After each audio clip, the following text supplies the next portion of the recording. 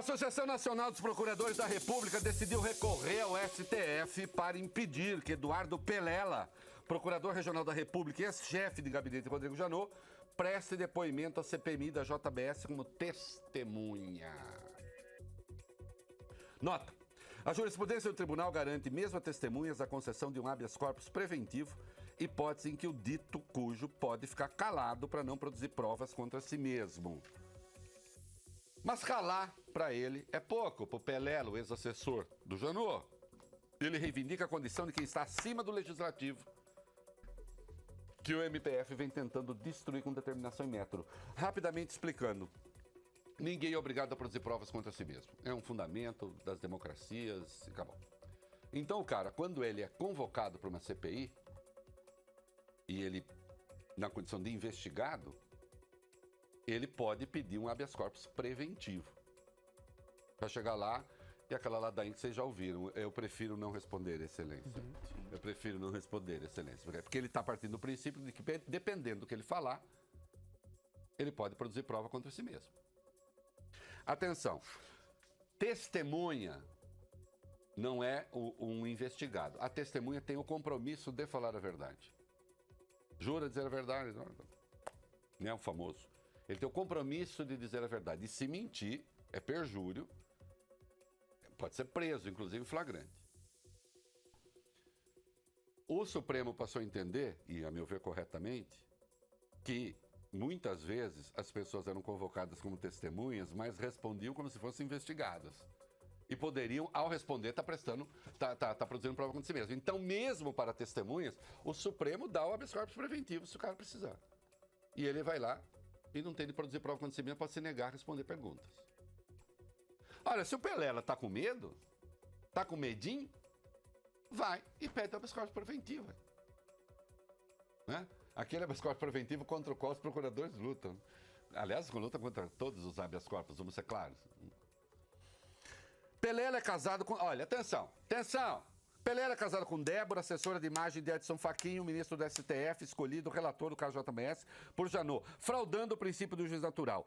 Tanto o rolo não era com ele, que ele declinou do caso Aécio Neves, mas manteve o caso Michel Temer.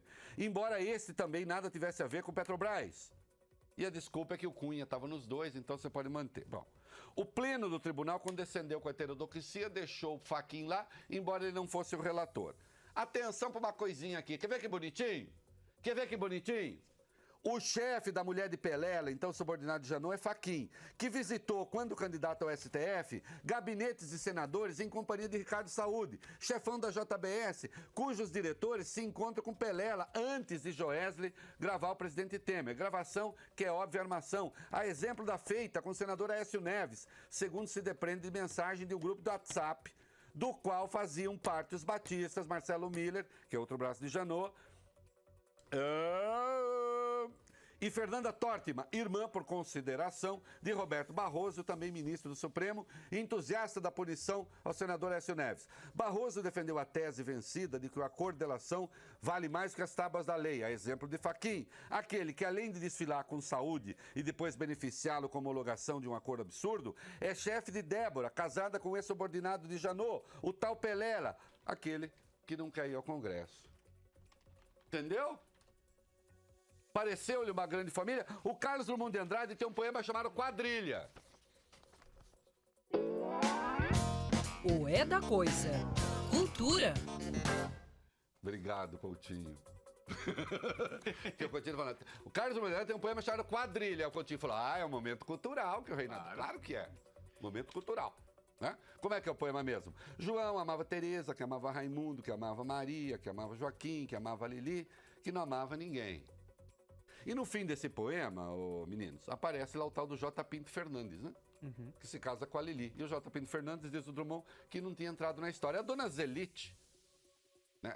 Dona Zelite, refém do moralismo barato, que é o túmulo da moral, quer saber onde há um J. Pinto Fernandes para romper o impasse criado por sociopatas que insistem em rasgar a Constituição e jogar no lixo a institucionalidade. Seja para caçar corruptos, seja para caçar tarados. Caçar corruptos aqui está com 2 S's, caçar está com C cedilha, porque são 2 sentidos diferentes do caçar.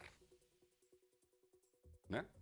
Que às vezes 2 S cedilha com o mesmo som, palavras homófonas, porém não homófagras, homófagras é bom. Não homógrafas, homófonas com o mesmo som, não homógrafas com grafias diferentes. Tem sentidos também diferentes.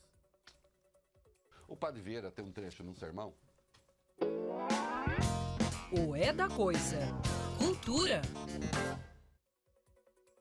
Sermão da 60ª, é possível. Em que ele fala dos pregadores do passo e dos pregadores do passo. E ele diz de si mesmo ser um pregador do passo e não do passo. Aí quando você lê, ele diz, eu sou pregador do passo, com 2 S's.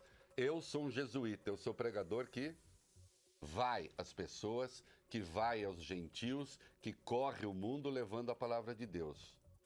E existem os pregadores do passo, com C cedilha, passo com C cedilha é palácio. Passo imperial, o que é? Palácio imperial. Passo municipal, palácio municipal. Né? Então ele diz, os pregadores do passo são aqueles que vivem grudados nas partes baixas do poder. E os pregadores do passo, com 2 S's, são os pregadores que andam o mundo feitos jesuítas. Yeah? Da 60ª mesmo. O velhinho. Bote fé no velhinho. Não sou tão velhinho assim também. Ah. Então, quadrilha é o nome desse poema do Drummond. Que, nossa, por que você lembrou quadrilha para falar disso? Ai, não sei. Dona Zelite, refém do moralismo, procura alguém. E agora, o nome da hora? Hoje o mercado está todo agitado. Ah, voltaram a falar do Luciano. Parece que o Luciano vai ser candidato mesmo. Eu gosto dessa coisa que está no mercado. O Luciano vai ser candidato mesmo. Quer dizer, não tem partido, não se sabe, partido não decidiu, não tem convenção. O Luciano teria decidido ser candidato e, portanto, candidato será. É assim. Então, olha como está saudável a política brasileira. Luciano teria decidido ser candidato. Ah, então pronto. Hã? Eu continuo a recomendar que ele não faça isso. Mas ele sabe. Se ganhar, Luciano, péssimo. Se perder, péssimo também. Quer apostar? Procure o artigo da Constituição que garante ao MPF o papel de polícia em ações penais. Não há. Então, assim, o Ministério Público exerce o papel de polícia de investigação em ações criminais.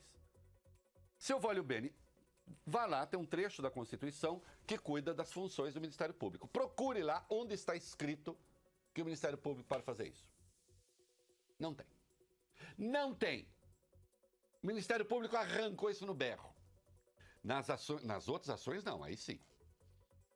Procure o artigo da Constituição que garante essa associação de procuradores aqui que está recorrendo ao STF, pro Pelela, procure, eles elegem o Procurador-Geral da República e faz a lista tríplice. Procure na Constituição onde está o direito que eles têm de fazer essa eleição. Não existe. Ganharam do berro também. Procure o artigo da Constituição ou de qualquer outra lei que permite a procuradores tratar investigados como condenados. Não há também. Procure o artigo de algum diploma legal que torne um procurador da República imune a uma comissão de inquérito. Também não há.